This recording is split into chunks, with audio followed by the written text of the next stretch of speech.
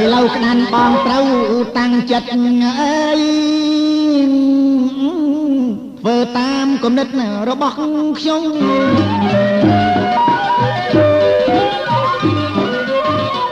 ឥឡូវក្តាន់បងត្រូវតាំងចិត្តធ្វើតាមគំនិតរបស់នៃខ្ញុំ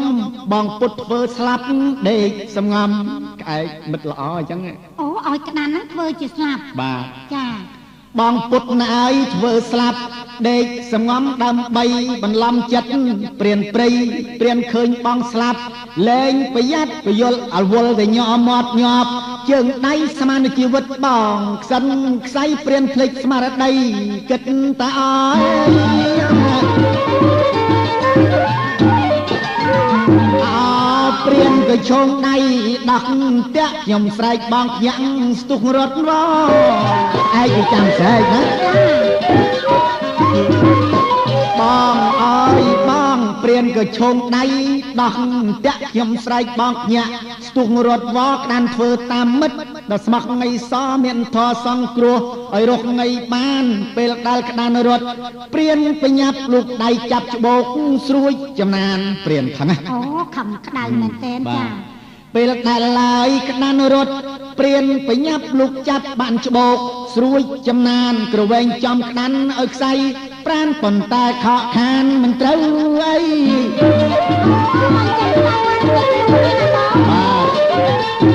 អោព្រានក្តៅកាហាយផ្ទះតែងពេលដែលក្រវែងច្បោកផ្លែ3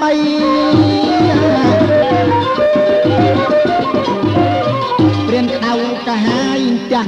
តែងពេលដែលក្រវែងច្បោកផ្លែ3ច្បោកបាញ់ទៅចំកំពតព្រៃអកុសលអីទៅត្រូវជាចោនេះមកពិសាងពើអក្រក់កម្មតាមឆាប់ឆក់តោនគ្រប់ច្រកដាច់យល់ងាប់ភ្លាមឈាមហូកកពីវេរាបកស្លាប់ខ្លួនវិញ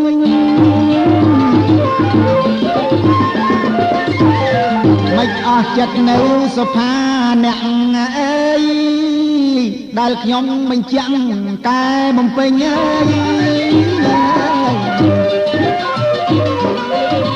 មិនអស់ចិត្តនៅសុផាអ្នកដែលខ្ញុំមិនជាកែបំពេញចំនួនជួញហើយចង់ចំណេញខ្វះខាតបំពេញឲ្យសមផង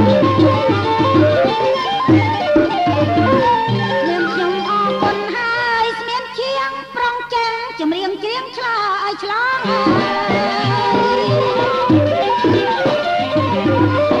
ខ្ញុំអរគុណហើយនៅស្មានជាងប្រចាំងចម្រៀងច្រៀងឆ្លើយឆ្លងសំឡេងពីរស់សំឈ្មោះបងមានន័យកណ្ដងអត់មានខ្វាំង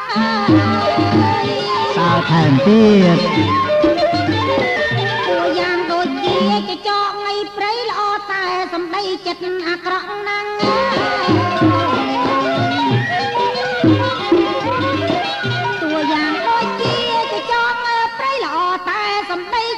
អាក្រក់ណាស់ឥឡូវត្រូវងាប់យ៉ាងអាម៉ាស់ចង់ចាំពីងចាស់មិនខំឡើយហើយកលយ៉ាងនឹងដូចសត្វក្អែកតាមហៅតាមស្រែកមិនខំឡើយ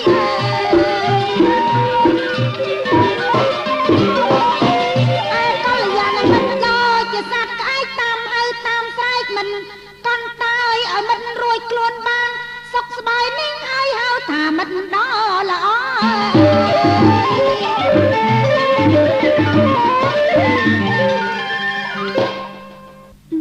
អ្នកស្មានណាបាទព្រោះណាបងបានលើករឿងព្រេងមកនិទានប្រាប់ខ្ញុំដូចជា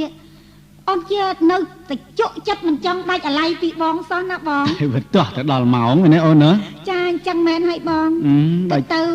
មនុស្សយើងគ្រប់គ្នាកុំទុកចិត្តគេពេកណាបងបាទចឹងហើយដូចជាចចកនឹងក្តានបាញ់មិញអញ្ចឹងណាយើងត្រូវមានធាតុពិចារណា